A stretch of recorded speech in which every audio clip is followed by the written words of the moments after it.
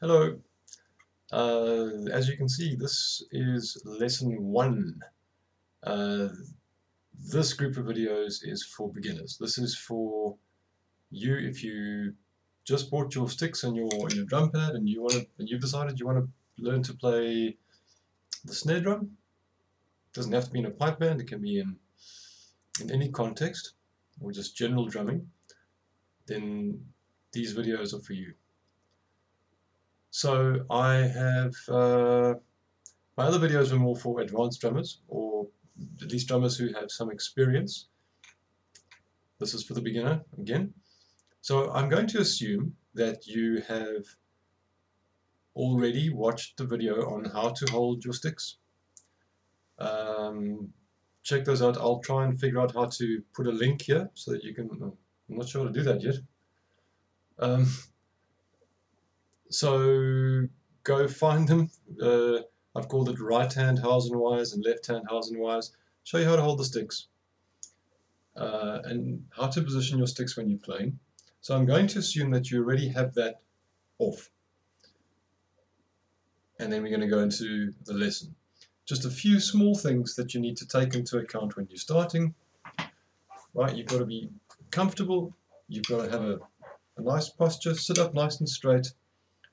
Your pad should be at a good waist height, just in front of your belly button. And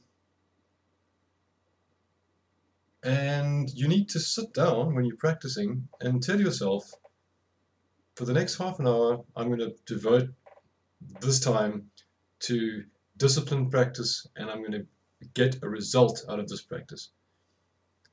You don't want to just be stuffing around with the sticks, and you can do that if you want to, but set aside time for disciplined practice. You've chosen an instrument that is difficult to play, but we can make it easy by disciplining ourselves and practicing in a structured, well-ordered fashion on a regular basis.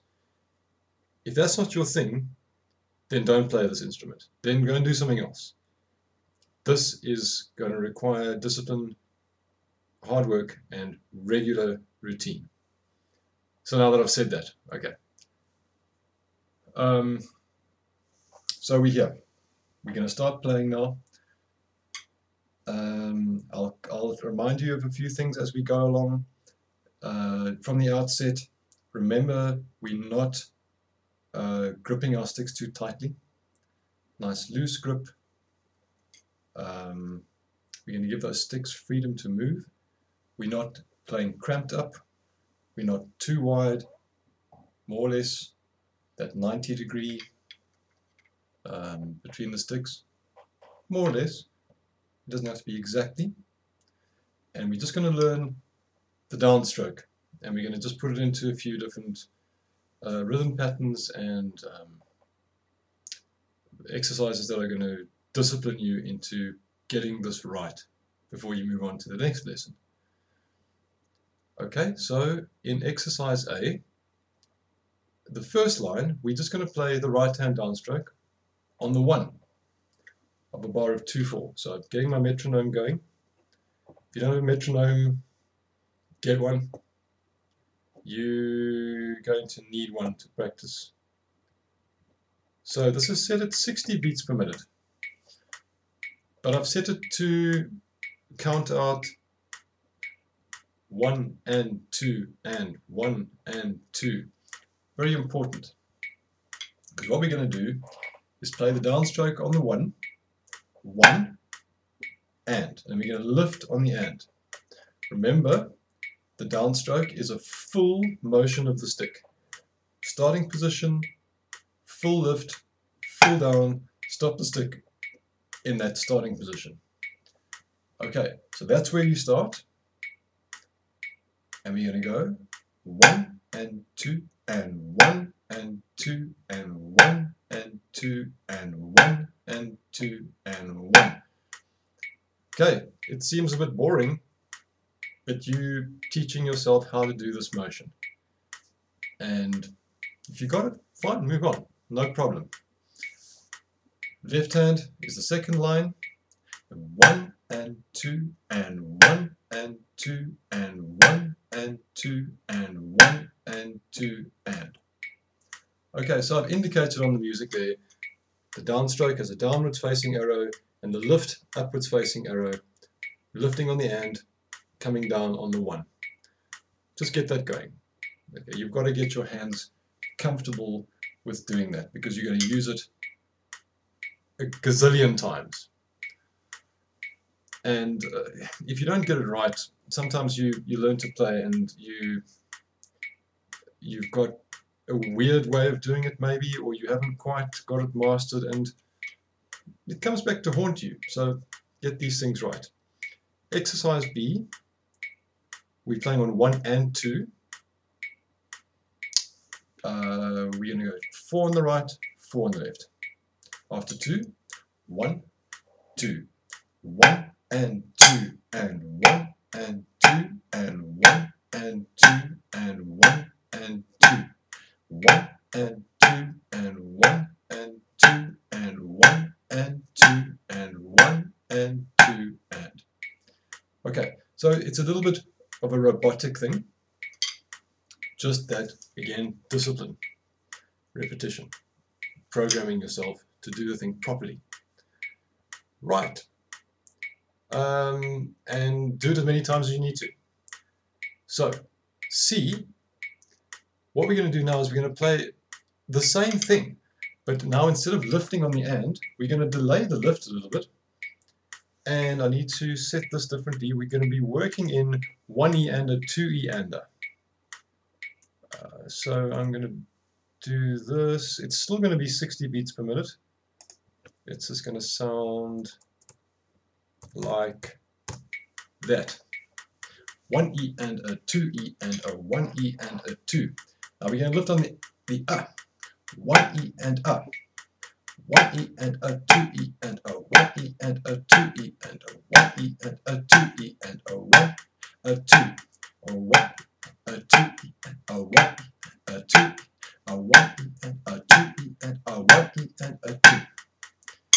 Okay, so that's it's just a way of now delaying the upstroke because we don't always have all that time to lift on the and 1 and 2 out 1 2 1. Okay, just getting your hand into that slightly faster motion once you've learned the basic motion. Okay, so I'll keep this going. In D, we're doing the same thing for 2 bars. So one line is all right hand, second line is all left hand. First line, you're going to be on the 1s and 2s for 2 bars, and then we're going to be on the 1 and 2 and. So it sounds like so. D, and 1 and 2 and. A 1E and a 2, a 1 and a 2E and a 1E and a 2E and a 1E and a 2E and a 1, a 2E and a 1E and a 2E and a 1E and a 2E and a 1. Okay, so you're just putting in more notes in each bar, and so we're building up a bit of speed. All that great repetition coming in again. And important to remember when you're playing, we want a nice, bright, smart sound. Imagine you're performing. Okay. Exercise E, we're going to do the same thing as the previous one. We're just going to alternate hands now. Okay, so E after 2. And 1 and 2 and. A 2E and a 1E and a 2E and a 1E and a 2E and a 1E and a 2E, a 1E and a 2E and a 1E and a 2 and a 1E and a 2E and a 1E and a 2E and. Okay, easy stuff.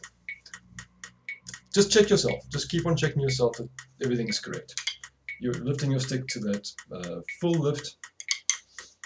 You've got a good posture, your arms are in the right position, your grips are nice and relaxed. Check all those things. Okay, and then there's just one more, F. In F, I'm playing the paradiddle pattern.